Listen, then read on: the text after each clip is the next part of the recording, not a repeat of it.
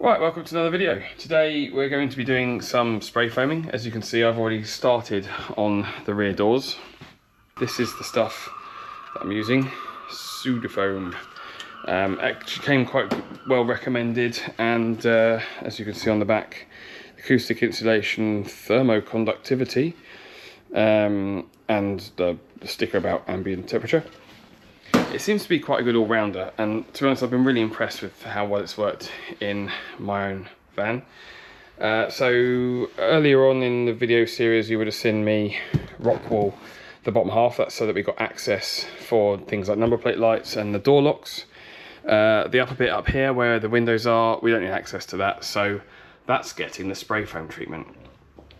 Now one thing to watch out for, as you can see here, the weight of it, it's now peeled over the window. Once it's gone off, I can cut that away.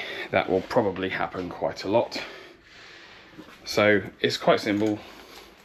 Give the can a good shake, put your gun on it, and see if I can do this one-handed and just show you. Start with this cavity here. Just spray it in.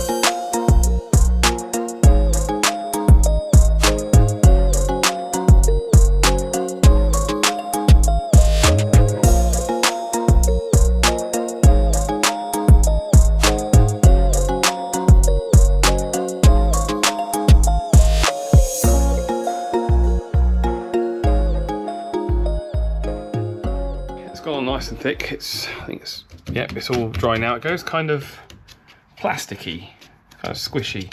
There's a few little gaps that I want to fill in, but this is kind of what it's going to end up looking like. You'll end up with these bits that stick out a bit, but you can just break them off. As you can see, that's still wet on the inside, so I'm going to shove that down there. Acts as a bit more insulation. Very important to get in the holes here. As you can see, where I've squirted in and it's all expanded, it all comes through, so that's perfect. We shouldn't need access to the wiring. This is why I went, if you haven't seen the wiring video, do go back and watch it. That's now fixed in place. That literally cannot move. I've still got to do a bit here. So the thing you have to watch out for is if you build it up too much on the vertical surfaces, it does all tend to fall off a bit like this. So what I tend to do is do a bit, wait for it to go and carry on somewhere else, as you saw in the time lapse, and then come back and build it up as you go. That's how I've done the doors as well. I've still got a little bit more to do. Again, you can see another bit here that's fallen down.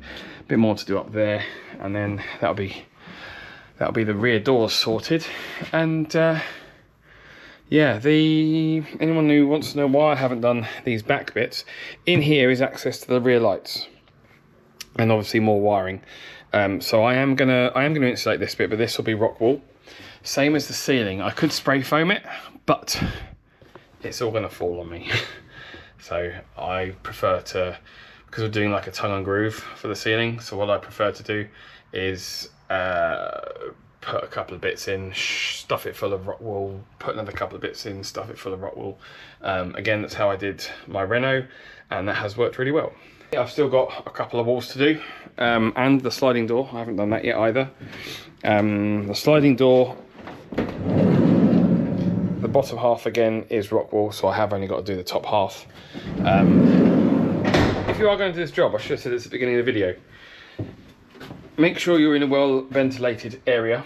Make sure you have correct PPE, gloves, and as you saw, some of you will have spotted at the beginning of the time lapse, I didn't have a face mask. Then I remembered and put it on. It is quite fumey. I can still smell the fumes in here, to be honest. So it will take probably a few days for the fumes to ventilate out. I've got the big door open on the unit. I've got a fan going. I've got all the doors open on the van. So yes, well ventilated area, correct PPE. If you need to take a bit of time out, do, which I have, to be honest. Yeah, I'm going to crack on with the rest of the van, and I'll show you the finished product now. Right, we are all spray foamed, and it looks pretty good. Happy with that. There are some bits still where I need to get another can and just fill in some gaps in the panels and here.